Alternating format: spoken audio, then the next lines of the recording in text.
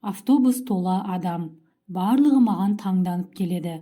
Осыдан Тораңғылыға дейін 200 шақырым, ал Тораңғылыдан ары Бесбастауға дейін 150 шақырым. Айналасы 350 шақырым жерде тамшы су жоқ, бетпақ дала. Сонда сен Тораңғылыдан не іздеп барасың? Жай әшейін, қой бала, жайдан жай ешкім басқа Тораңғылыға бармас болар. Қой, не осы жерден қал да, болмаса бізбен бірге Бесбастауға бар. Тораңғылыда баяғыдан ақ мүжіліп қалған иесіз қорадан басқа дәнеңе де жоқ. Жоқ көке, мен Тораңғылыға барамын. Есің дұрыс па? Ол жерде қазір тірі жан тұрмайды. Жұмысым бар. Ау, ең даладағы иесіз қорада нең бар? Жеке шаруам бар, неңіз бар? Жеткенде өзім түсіп қаламын. Қой, сен де бір. Қарт тізгінші қолын бірақ сілтеді. Арт жаққа отырған әлде біреу, сол қораға тығып қойған атасының қазынасы бар шығар, деп келеке етті. Бәлкім есі дұрыс емес шығар. Қойыңдар, не осы жерден түсіріп кетіңдер, не Бесбастауға алып барыңдар. Менімен қатарлас отырған әжей маған емес тізгіншіге бұйыра сөйледі.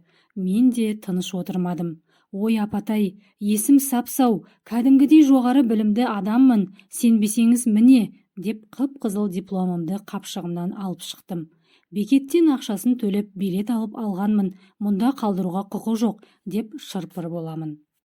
Жарайды апатай, осыған бола бәріміз шаршамалық. Маған десе сол Тораңғылыны мекендеп қалсын. Айтпақшы, сусуан бірдемең бар ма? Біз ертең емес, арғы күні қайтамыз. Сонда ала қайтайын, егер еңдегі ит құсқа жем болып қалмасаң, деп тізгінші маған тағы қарады. Жоқ, судың керегі жоқ, деймін мен тағы. Еркің білсін, 2 күнге шөлдеп өле қалмассың. Судың қаншалықты керегі барлығын бүрсігүні қайтарда көреміз. Күннің қапырық ыстығы автобус ішіндегі адамдардың тері иісіне қосылып тұншықтырады. Мен енді ойлана бастадым. Шынымен қайдағы бір түске бола сандалып бара жатқаным ақымақтық емес пе? Жоқ, олай болуы мүмкін емес. Көйлегімнің төс қалтасындағы кішкене бір тұмарды алып иіскеледім. Әр күні үйге қайтарда соңғы бекеттің жанында отырған кішкентай баласы бар бір қайыршы әйелге қалтамдағы тиын тебендерді қалдырып кететінмін. Сыған ба, әлде басқа ма, ол әйел әйтеуір менің садақа беретінімді біле ме, басқаларға қолын қанша созғанымен мен келе жатқанда үнсіз отыра беретін. Менің әйелге емес, жанындағы тас еденде жалаңаш денесімен отырған балаға жаным ашитын. Бірде әлгі әйел, «Мырзам, сізбен сөйлесуге бола ма?» деп сұрады. Мен қалдырған садақамды азырқанып тұрған шығар деп қалтамды қайтадан ақтара бастадым. Жоқ, мен басқа нәрсе айтайын дегенмін. Әйел баласын құшақтап жаныма келді. Қаптаған қалың елдің ішінде қайыршымен сөйлесуді өзіме бір түрлі көрсем де тыңдауға ниет таныттым. Айта беріңіз, құлағым сізде. Сізге бір нәрсе берейін деп едім. Өзіңіз қайыр сұрап отырып маған не бергіңіз келеді? Деп мен мысқылдадым. Менде тек ақша ғана жоқ, қалғанның барлығы бар. Әйелдің даусы зілді шықты. Қазір адамдардың барлығына ақша ғана керек. Мырза, қателесесіз. Неге? Ол омырауына қол жүгіртіп, бір ақ түйіншекті алып шықты. Мен ақшасын көрсеткелі тұрған шығар деп ойладым да, керегі жоқ, бұйырса өз ақшам өзіме жетеді, дедім. Кешіріңіз, менің сізге берер ақшам жоқ, басқа нәрсе. Сонда да қажеті жоқ. Қайыршыдан бірдеме алғанға намыстанып тұрғаным. Сізден басқа лайықты ешкімді таба алмадым. Қалай? Менің Жапанда қалған жалғыз сіңілім бар еді. Сол сіңіліме уәде берген едім. Не деп? Әлемдегі ең жақсы жігітті жолықтырамын деп. Қателесесіз. Мен әлемдегі жақсылардың қатарында емеспін. Ел сықылды үйім, болмаса жақсы мәшінем, жоғары қызметім жоқ. Оның барлығы алдамшы дүниелер. Сіз менің сіңілімді көрген жоқсыз. Рас айтасыз, көргенім жоқ. Көруге де онша құштар болып тұрғаным шамалы. Мына тұмарды алыңыз. Әйел түйіншекті шешіп, ішінен кішкентай ғана тұмарды шығарды. Қажеті жоқ. Алыңыз. Не қыламын оны? Қажетсінбесеңіз, ертең қайтарда қайырып берерсіз. Әйел қояр да қоймай тұмарды жан қалтама тықпалап салды да орнына қарай кете барды. Түкке де түсінбей, ақыры үйге бет алған менің артымнан «Андағы тұмарды кеште айнаның алдына іліп қой!» деп айғайлады. Үй деймін-ау, менде қайдағы үй, қаланың шетіндегі бір көнеден қалған жатақхананың бір бөлмесінде тұрамын. Үйге келіп, беті қолымды шала шайдым да, қолыма ілінген бір кітапты ала сала оқуға кірісіп кеттім. Кітаптың алғашқы бір бөлімін аяқтап, басымды бірақ көтердім. Қарным қатты ашып тұр екен. Ыдыс-аяқ жаққа қарадым. Бәрі бір талғажау ете қоярлық еш нәрсе жоқтығын. Сыртқа шығып, тамақтанбақ болып ойландым да, ол ойымнан тез айныдым. Қойш, тез ұйықтап қалсам, таңертең жолдан іше салармын деп ойладым. Орын көрпемді ыңғайлап, шешініп жатып, манағы әйелдің берген тұмары есіме түсті. Ешбір таңғажайыпты күтпей-ақ мақсатсыз айнаның алдына апарып ілдім де төсегіме қарай кеттім. Төсегіме қарай кетіп бара жатып, ту сыртымнан біреу тесіліп қарап тұрғандай сезімде болдым да жалт беріп айнаға қарадым. Айнаның ішінде аппақ гүлге оранған бір қыз тұр. Селк ете түстім. Көзіме бірдеңе елестеген болар деп уқалап жіберіп қайта қарадым. Басым айналып, құлағым шуылдап кетті. Орныма барып, көрпеге тас бүркеніп жатып қалдым. Құлағыма «Мені құтқаршы, босатшы мені» деген қыздың жалынышты даусы естілді. Таң бозынан орнымнан тұрып, асығыс киіндім де сыртқа қарай ата жөнелдім. Бұның не кесапат екенін білмек болып, бекет басында отырған қайыршы әйелді іздедім. Жоқ, келмепті. 3-4 күн күттім, көрінбеді. Содан 3-4 күн үйге қайтпай жүрдім. Ақыры, басқа барар жерім болмаған соң үйге қайтуға тура келді. Барлық пәленің тұмардан басталғанын өзім де сезіп жүрмін. Бара сала айнаның алдындағы тұмарды алып, лақтырып тастамақ болып шештім. Ақырын баспалап үйге кірдім. Үй баяғыдай, шашылған кітаптар, жиналмаған төсек орным. Бірден айнаның алдына бардым.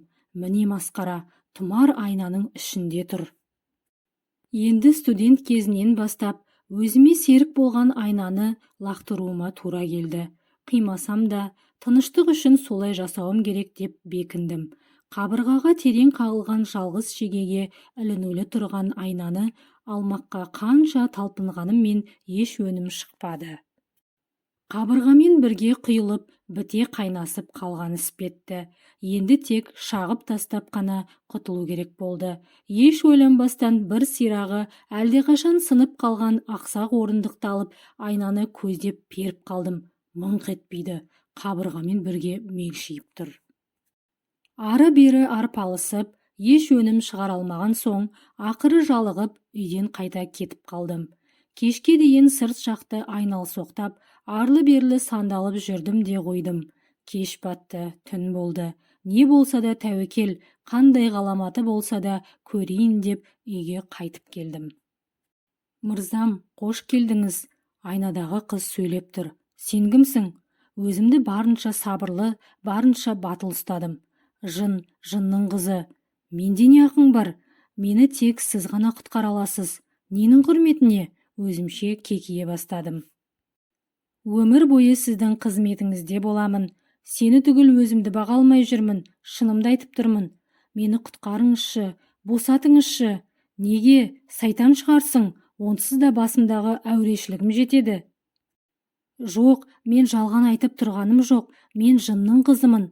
Сайтаннан не айырмаң бар? Сайтан адамдарға қас. Сонда не жын адамдармен дос па? Иә, қалай? Сайтан жоғарғы әлемде болған, ал біз жерлікпіз. Адамдар да сол жоғарғы әлемнен келген. Біз жерді адамдардан бұрын мекендегенбіз. Бүткіл жердің барлығы біздің иелігімізде болған. Содан жаратушы адамдарды жерге жіберген соң бізді ығыстырып жіберді. Қайда? Иесіз суға, сосын иен далаға. Бүгінше маған осы да жетеді. Ертең ерте жұмысқа баруым керек. Қыздың сөйлей түскісі бар. Тоқтатып тастадым. Мені босатасыз ба? Ойланам, бірақ қазір емес. Ұйықтауым керек. Мазамдалма.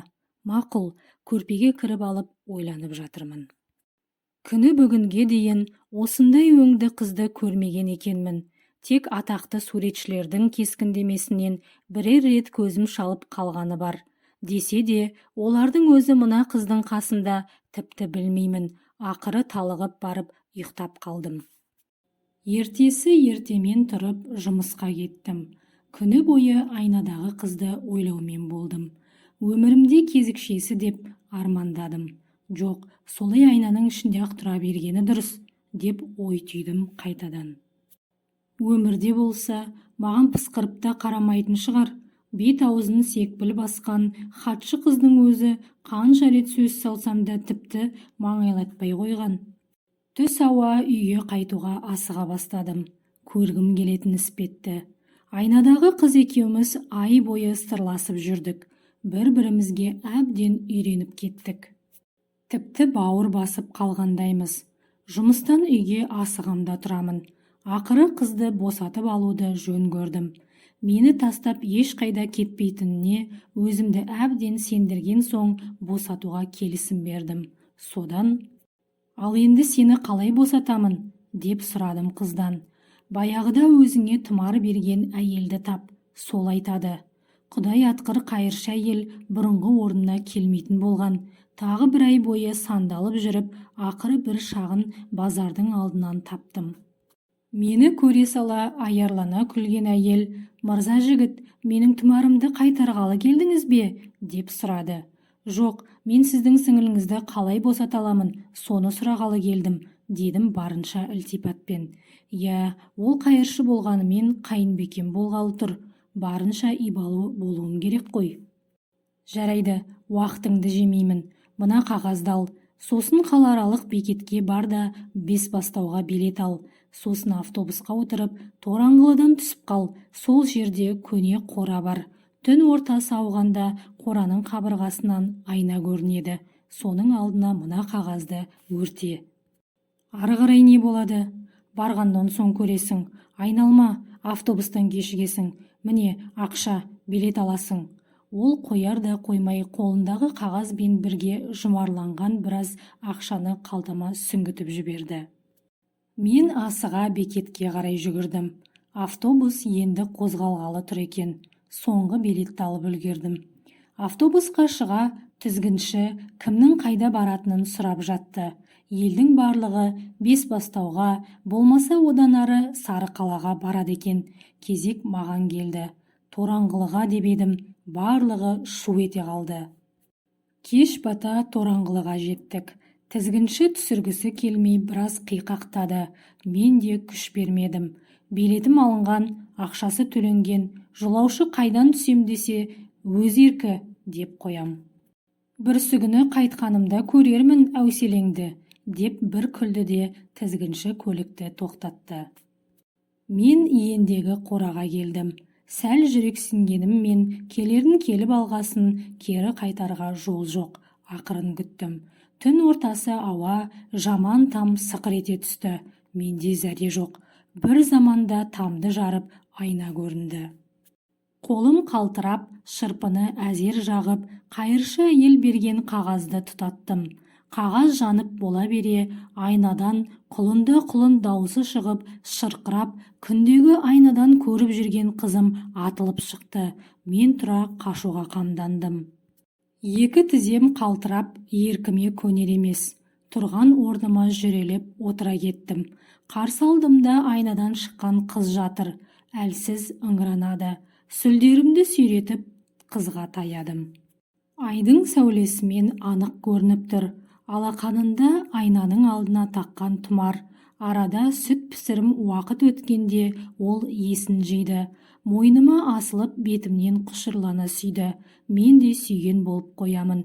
Дәл осындай сезімді еш уақытта басымнан өткеріп көрмегенмін. Таң атуға таяғанда ол: «Енді тез кетейік бұл қарғыс атқан жерден», деді. «Қайда барамыз?» деп сұрамадым. Сұрағым да келмеді. Қыздың ыстық құшағынан айырылып қалудан қорықтым. Қолындағы тұмарды менің мойныма таққан ол: «Енді көзіңді жұм», деді. Мен көзімді жұмдым. Айналаның астаң-кестеңі шығып, күркіреп, біз тұрған жер қақ айырылып, жердің астына қарай құлдилап бара жатырмыз. Құшағымда қыз. Жоқ, қыздың құшағында мен, көзімді тарс жұмып алғаныммен бәрін сезіп келемін. Қанша уақыт өткенін білмеймін, бір заманда мүлдем басқа бір әлемге топ ете түстік. Мен көзімді аштым. Мұндағылар да адам кейіпті екен, тек бар айырмашылығы барлығы әуеде қалықтап жүре алады. Жоқ, байқамаппын. Мен де қалықтап ұшып келемін. Ел жұрты қызбен ұлар шу болып қауышып жатыр. Барлығы мені алқап жатыр. Аста төк қонағасы басталды. Бір ерекшелігі, бұл жақтағылардың барлығының жүзі жарқын екен. Жер бетіндегілердей көзіне қайғы мұң ұялатқан ешбірін көрмедім. Жерге қалай қайтамын деп ойландым. Қыздан сұраудың ретін таба алмай қиналдым. Араға біраз уақыт салып, қалың сауық сайранның ішінен баяғы қыз мені оңаша алып шығып, бір жерге ертіп барды. Біздің некеміз қиылады, деді. Менің қуанышымда шегі жоқ. Жерге қайту туралы ойды ұмыттым.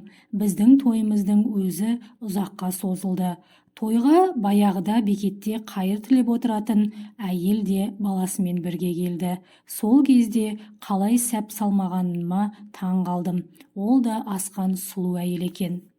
Жерге қайтқың келсе, маған хабарлас, деді ол. Мен үнсіз басымды изедім. Содан қаншама жыл сол әлемде тұрып қалдым. Біз өте бақытты болдық. Менің 4 ұлым болды. Жасым да біразға келіп қалған. Бірде әйелім дастархан басында басқаша бір әңгіме бастады.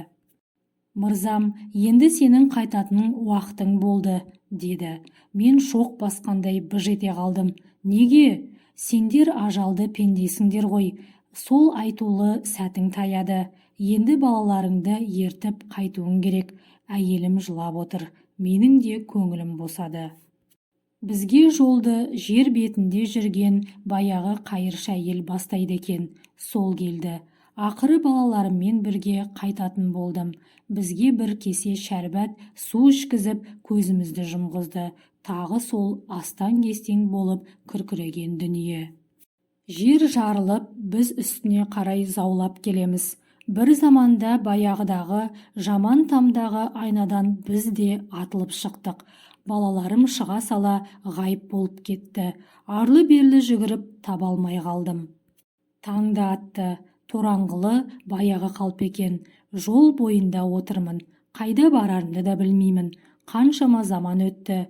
Мені ел жұрт әлде қашан ұмытқан шығар, деп ойладым. Түс ауа анадайдан автобус көрінді. Қалтамда автобусқа төлер ақшамда жоқтығын ала кетер деген оймен қол көтердім. Автобус тоқтады.